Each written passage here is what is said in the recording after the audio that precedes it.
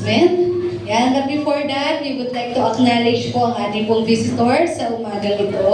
Welcome po kay Sister Alma Obsid, tama po ba? Palakpakan po natin ng Lord. Ayan, siya po ay from Jael Church sa PUP po.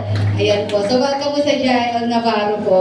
Ayan, and mamaya po, Sister Alma, maaari lang po maiwan para maipag-pray po kayo. Amen. Yan. Sige po for our announcement. Tuloy-tuloy pa rin po sa pagsisimula ng bagong taon. Ayan pa rin po mga gawain natin. Ang ating first service ay 7:30 at ang ating second service ay alas 10 po ng umaga. Ayan. And inaanyayahan po namin kayo every first month po, ayan, every January po, tayo po nagkakaroon ng prayer empowerment. Ayan. So, every Tuesday po ito, 6:30 p.m. So, usually, ito po ay prayer meeting. Yan. Sa prayer meeting po kasi natin, meron po tayong verse by verse, yan, or chapter by chapter analysis po. But this time, magkakaroon tayo ng special program sa buwan na ito. As we start off the year, yan, tayo po ay magpapalakas, of course, ng ating pong pananalangin. Kasi ito po ang backbone ng church. Amen? So, sa lahat ng workers, required po tayong dumalo. But still, welcome po umattend ang bawat isa. Every Tuesday, anong oras po? 6:30 p.m. sa lugar na ito. And every Wednesday, we continually invite everyone to tune in via Facebook or YouTube Live. Yan ating pong prayer revival meeting. After of ano po yan, Jael Church main po natin.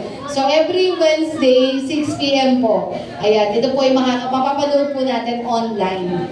Ayan, next naman po natin, Morning Watch, yan, this coming Saturdays, January 10, 17, and 24, alas 6 po ng umaga. Dito po sa lugar na to, patuloy po namin kayong inaanyayahan.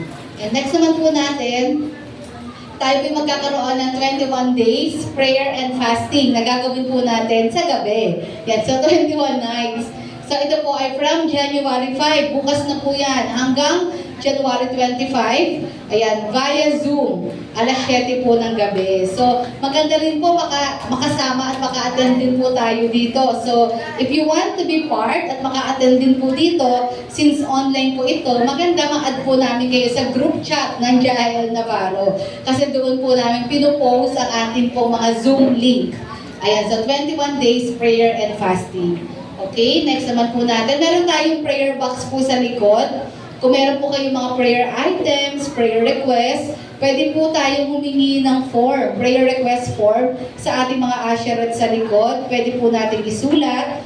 Pwede niyo pong ilagay ang name niyo. Pwede rin naman po anonymous. Bahala po kayo. Ayan, kung nahihiya po kayo. Then pwede niyo pong ihulog sa ating prayer box. Kasi every week, ito po ay binubuksan ng ating WIN Ministry, ang ating prayer ministry po. At ito po ay ipinapanalangin po ng mga members po ng WIN.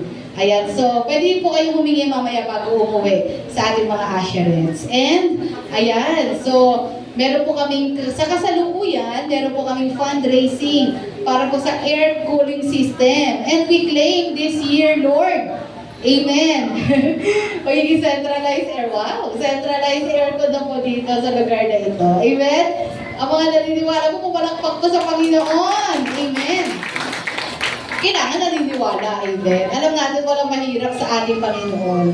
So ito po ang kasalukuyang fundraising ng mga manggagawa. Unti-unti, the Lord provides. At naniniwala kami na ang Panginoon po ang kukumpleto ng kailangan po namin dyan. Yan, so kung meron man po sa inyo na may desire din po, wala namang sapilitan, kung gusto niyo lang naman, yan, feel free to approach me mamaya po bago kayo umuwi. Amen? Ayan. And for more updates or mga upcoming events, yan, please like and follow our Facebook page, yan, na naka-flash po sa screen. Ayan, dalawa po yan. So, paki-follow na lang po. Amen? Ayan. Sige po, palakpakan natin ang Panginoon. Patuloy na pasalamatan. Tayo po'y tumayo at seryohan po natin ang gawain ng ating Panginoon.